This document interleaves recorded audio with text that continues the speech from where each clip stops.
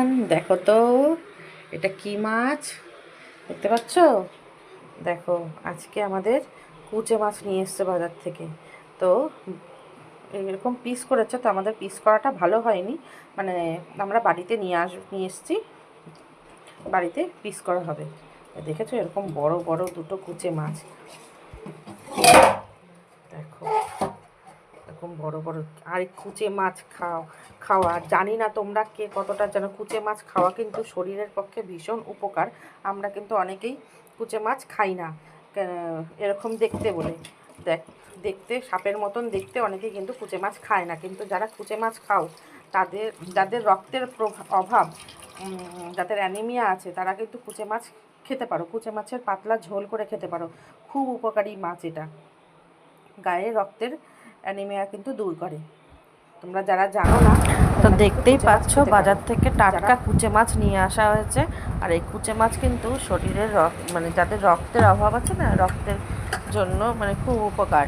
পাতলা করে ঝোল করে খেলে এই শরীরের অ্যানিমিয়া দূর করে। শরীরে ক্লান্ত, মানে অনেকেই আছো রক্তের অভাবে শরীর ক্লান্ত হয়ে যায়, তো এই মাছের ঝোল খাওয়া খুব শরীরের পক্ষে খুব ভালো। তা আমি আগে জানতাম না, আর আমি আগে এই মাছটা খেতামও না। এই মাছটা দেখতে যেহেতু সাপের মতন, অনেকেই সাপের, আমারও সেম কেস। তো আমিও খেতাম না। তো আস্তে আস্তে যেহেতু আমার হাজব্যান্ড খেতে খুব ভালোবাসে, পছন্দ করে, তো ওকে করে দিতে দিতে আমারও শেখা হয়ে গেছে কীভাবে খেতে হয়। তো রান্নাটাও আমি আগে জানতাম না, আমিও শিখে গেছি রান্নাটা।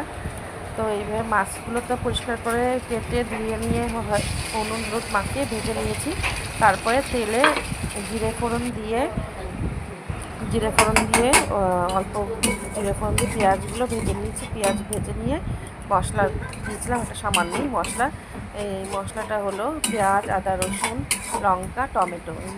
এই মশলাটা ভেজে নিয়ে তাতে শুকনো মশলা, যেগুলো রেগুলার যেগুলো মশলাগুলো আমরা দিই, নুন, হলুদ, জিরে গুঁড়ো, ধনের গুঁড়ো, কাশ্মীরি লঙ্কার গুঁড়ো, বেসিক মশলাগুলো দিয়ে আমি কিন্তু ভালো করে কষিয়ে আবার মাছগুলো দিয়ে ভালো করে কষিয়ে নিয়েছি। কষানো হয়ে গেলে অল্প গরম জল দিয়ে দিয়েছি। যেমন করে মাংস রান্না করো, সেম প্রসেসে তোমরা এই মাছটাও রান্না করবে। তো ভীষণ ভালো হয় এই মাছটা খেতে, মাছটা সুন্দর স্বাদ আসে।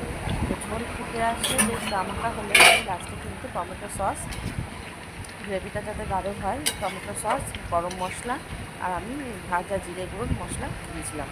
তো বিশ্বাস করো, সত্যি বন্ধুরা, খুবই ভালো হয়েছিল। তোমরাও বাড়িতে করে খাও, আবার জানিও আমাকে কেমন এই মাছটা খেতে কেমন লাগে।